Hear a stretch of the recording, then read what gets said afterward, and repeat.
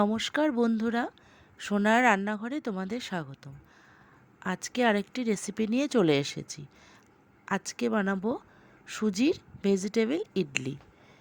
একটি পাত্রে 1 কাপ সুজি ও 1 কাপ টক দই ও সামান্য নুন দিয়ে অল্প অল্প করে জল মিশিয়ে ব্যাটার বানালাম।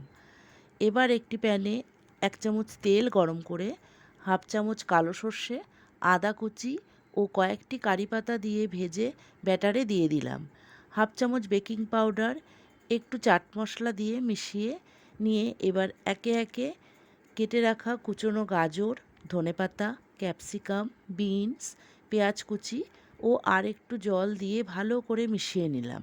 তারপরে ইডলি মেকারে তেল ব্রাশ করে ব্যাটার দিয়ে 20 মিনিটের জন্য গ্যাস ওভেনে বসালাম।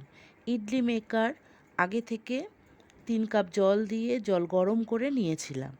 এবার 20 মিনিট পরে দেখলাম যে ইডলি তৈরি হয়ে গেছে।